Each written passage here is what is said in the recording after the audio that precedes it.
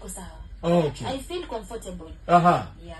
Na upande wa beats, kwa sababu pia nimechunguza sio lugha tu, hata kiupande wa beats pia Crack Sound Records imeegemea sana chuma. Hiyo vipi? Kwa sababu wewe unaimba nyimbo za mapenzi. Sijui kama unanielewa sana sana. Sawa sawa. Kuna midundo fulani ambayo tumeizoea ni ya kimapenzi. Sijui kama unanielewa, lakini Crack Sound is shifting that kiasi. Unanielewa? Do you feel ya kwamba ina limit mahali na kutatiza mahali, ungepewa tu hizi beat za kawaida hizi? Haitatizi, mwanzo ndio napenda kufanya hivyo. Aha. Yeah, napenda sana. Manake wakiweka hiyo hiyo ndio inaleta ile ile vibe. Ile vibe ya kufanya.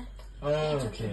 Okay. Huwa beat tayari limetengenezwa hivyo ndio mnaenda, ama mnafika pale unaambia producer nataka lile beat la kihivi? Kuna mara zingine beat bado hazijapigwa, mnaanza kuunda beat. Aha. Yeah, so producer anaunda beat ukiwa pale. Oh, so hichi chuma si idea ya producer peke yake.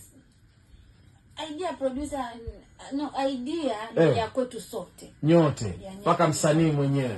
Mimi nataka hivi, producer sema mimi nataka hivi. Saa hii iko saa tuende nayo. Aha. Yeah, so tunaruka nayo. Aha. Acha nikuulize tu swali moja la uchokozi alafu tuzungumzie sukari. Sawa. Mnaegemea upepo wa Mbola ama vipi? Manake ndipo mahali hili shaka lilianzia. Hapana. Hapana. Kila mmoja kuna vibe yake. Ni vibe lilikuja tu, mkaamua twendeni hivi tunavyoenda. Yeah. Tuzungumzie sukari my dear. Tuambie how Amoxo alifikaje kwenye track ya sukari.